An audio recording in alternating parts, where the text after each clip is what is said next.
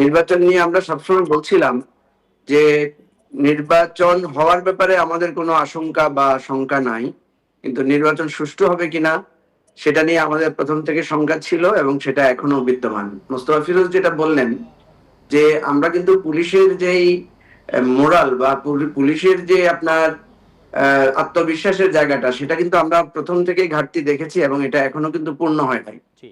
এর বাইরে অ্যাডমিনিস্ট্রেশন যেটা আছে, ধরেন returning officer, DC, SP, UNO যারা ফিল্ড লেভেলে কাজ করছেন, আপনি দেখেছেন যে রিটার্নিং অফিসারদের ব্যাপারে ইতিমধ্যে কিন্তু যথেষ্ট বিতর্ক তৈরি হয়েছে যে তারা একই বিষয়ে কারো মনোনয়ন বাতিল করেছেন, একই বিষয়ে কারো মনোনয়ন সঠিক রেখেছেন।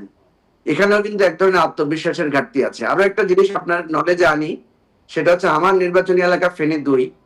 আমরা সেখানে পোস্টার যেটা নির্বাচনী তফসিল ঘোষণার আগে আমরা লাগিয়েছিলাম, তো স্বাভাবিকভাবেই অনেক পোস্টার লাগানো হয়েছে, বিভিন্নভাবে আমাদের সমর্থকরা বিভিন্ন জায়গায় লাগিয়েছেন।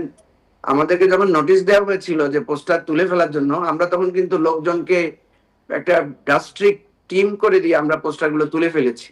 তুলে ফেলার পরও কোনো কোনো জায়গায় হয়তো আমাদের ভুলক্রমে একটা দুটা পোস্টার রয়ে গেছিল। সেই জন্য কিন্তু ফেনী 2 আসনে আমাদের সব প্রার্থীকেই 10,000 টাকা করে জরিমানা করেছে আমাদের ফেনীর রিটার্নিং অফিসার। কিন্তু আপনি ঢাকা শহরে ঘুরে আমি প্রতিদিন দেখছি যে শত শত হাজার হাজার পোস্টার রয়ে গেছে এবং আরো অন্যান্য জায়গা থেকে এই অভিযোগ পাওয়া গেছে যে সেখানে আমরা দেখছি যে আপনার পোস্টার রয়েছে এবং এগুলো কিন্তু লোকাল ইয়েরা কেউই কিন্তু এই পোস্টার অপসারণ করেন নাই। তাহলে এখানে দেখা যাচ্ছে যে এক এক জায়গায় রিটার্নিং অফিসাররা এক এক রকমের অ্যাকশন নিচ্ছেন, এক এক রকম ভূমিকা রাখছেন এবং কোথাও হয়তো কোনো প্রার্থীর ভয়ে, কোথাও হয়তো নিজেদের কোনো সংকোচের কারণে।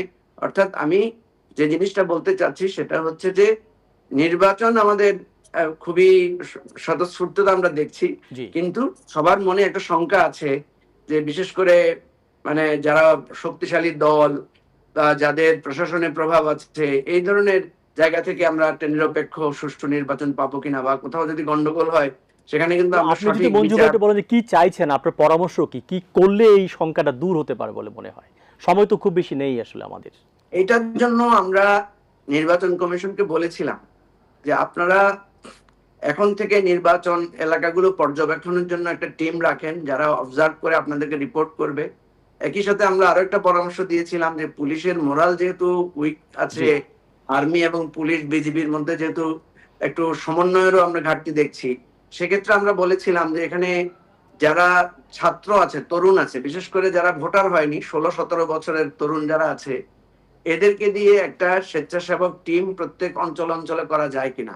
আমাদের অতীত অভিজ্ঞতা হচ্ছে যে এই তরুণরা যখন আপনার রোড সেফটি মুভমেন্ট বা নিরাপদ সড়ক আন্দোলনে তারা যখন রাস্তায় নেমেছিল ভলান্টারিলি, তখন কিন্তু আমরা দেখেছি যে পিপল কিন্তু তাদেরকে প্রচুর পরিমাণে সাপোর্ট দিয়েছিল এবং মানুষ তাদের সমর্থনে নীতি মেনে চলা, রাস্তার আইন মেনে চলা, গাড়ি পার্কিং এর নিয়ম মানা, সিট বেল্ট বাঁধা, এগুলো কিন্তু তারা স্বতঃস্ফূর্তভাবে তাদেরকে মানে সম্মান দেখিয়ে বা তাদের প্রতি এক ধরনের সহমর্মিতা জানিয়ে আইন মেনে চলার একটা প্রবণতা তৈরি হয়েছিল।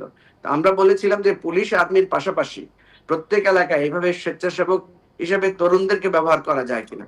তাহলে বড় রাজনৈতিক দলগুলো যারা নানা ধরনের প্রভাব খাটানোর চিন্তা করছে, অন্যান্য দলের উপরে কিছুটা জোর বা শক্তি প্রয়োগের প্রবণতা আছে, সেই জিনিসগুলো কিছুটা হলেও আমার কাছে মনে হয় যে এর বাইরে কি আপনি দেখছেন যে ভেতরে ভেতরে একটু কালো টাকা টেবিলের নিচে এই ধরনের কোনো আছে কিনা, পেশি শক্তি, একটু হুমকি ধামকি এরকম কি মাঠে পাওয়া যাচ্ছে কিনা?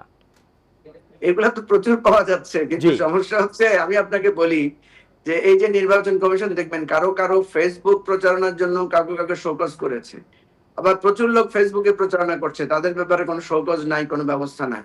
অর্থাৎ নির্বাচন কমিশনকে আমরা এখানে একটা ফার্ম ডিসিশনে, যেটা মোস্তফা ফিরোজ দিবু যে একটু আগে বললেন যে কিছু শাস্তিমূলক ব্যবস্থা নিলে হতো কি এটা একটা ইনস্ট্যান্স হতো, একটা দুইটা প্রার্থীকে যদি আপনি এই ধরনের মুখোমুখি করতেন, ওনারা যদি জবাবদিহিতার মধ্যে আনতেন এবং কোনো কোনো জায়গায় যদি ওনারা একটু শক্তিশালী অবস্থান প্রদর্শন করতে পারতেন, তাহলে কিন্তু নির্বাচনটা নিয়ে একটা আশাবাদ তৈরি হতো। এখন কিন্তু নির্বাচন কমিশনকে সবাই খুব দুর্বল নির্বাচন কমিশন হিসেবে দেখছে।